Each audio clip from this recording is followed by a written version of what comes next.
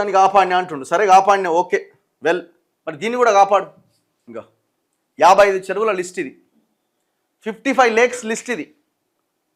పోయిన కేసీఆర్ గవర్నమెంట్ హయాంలో కేటీఆర్ ఆయన కొడుకు ఆధ్వర్యంలో ఈ కన్స్ట్రక్షన్ కంపెనీలు అన్నింటికి ఇవన్నీ పేర్లు ఉన్నాయి. బిల్డర్ ఎవరు, బిల్డర్సు, ప్రాంతం ఏది, చెరువేది, మైసమ్మ చెరువు నుంచి పెద్ద చెరువు దాకా ఇవన్నీ 55 చెరువులని మీరు కార్పొరేట్ సోషల్ రెస్పాన్సిబిలిటీ కింద డెవలప్ చేయండి అని, ఆ చెరువులు మీరు కబ్జాలు చేసుకోండి, ఏమన్నా చేసుకోండి, మీరు నిర్మాణాలు చేసుకొని లేక్ వ్యూల పేరుతో అమ్ముకోండి అని తెలంగాణలో ఉన్న 55 చెరువులని, గ్రేటర్ హైదరాబాద్ పరిధిలో ఉన్న 55 చెరువులని కేటీఆర్ అనే దుర్మార్గుడు వాళ్ళ కట్టబెట్టిండు.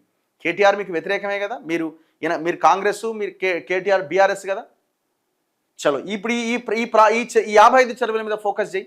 నేను తీసుకుపోతా, నేను ప్రజల డబ్బులతో నేనే వెహికల్ అరేంజ్ చేసి మిమ్మల్ని తీసుకుపోతా. చలో రండి.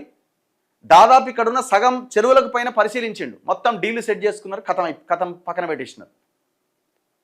ఈ 55 చెరువుల్లో ఒక్క చెరువు కూడా చెరువులాగా లేదు, మొత్తం కబ్జాలే. ఎక్కడికక్కడ నాశనం చేసి కట్టిపడేసినారు, ఇంట్లో మొత్తం పెద్ద పెద్ద టవర్లు కట్టేసినారు. మరి ఇప్పుడు హైడ్రా రంగనాథ్కు దమ్ముందా? ఈ చెరువుల దగ్గరికి పోయే దమ్ముందా? నీకు చేతనవుతుందా? ఈ పేపర్లు ఎందుకు రాస్తాయి ఈ వార్తలు 4,000 కోట్లు 5,000 కోట్లు అని? ఇగో ఇది ఇప్పుడు ఈ క్షణం అమీర్పేటలో అమీన్పూర్లో ఈ ఏరియాను మొత్తం ఇగో ఫేజ్ 1లో 5 ఎకరాల 66 గుంటలు, ఇది బఫర్ జోన్. ఫేజ్ 2లో 10 acres 67 ఇట కట్టేసిండు, full tank level, FTL level. ఈ మొత్తంలో నిర్మాణాలు జరుగుతున్నాయి. ఇదంతా చెరువే. ఎక్కడిది? అమీన్పూర్లో 8 ఎకరాల బఫర్ జోన్ ఏరియాలో ఇప్పుడు నిర్మాణాలు జరుగుతున్నాయి. ఈ క్షణం దాన్ని ఆపుపోయి కంచెయి, నీకు దమ్ము ధైర్యం ఉంటే. ఇగో అర్బన్ రైస్, ఆనాడు కేటీఆర్ CSR కింద తీసుకోపోను చెరువు అని వాళ్ళకి అప్పచెప్పిండు. అమీన్పూర్ లేకును పునరుద్ధరించబోతున్న అర్బన్ రైస్ అట. కేటీఆర్ సమక్షంలో భాగస్వామ్య ఒప్పందమా పాడా?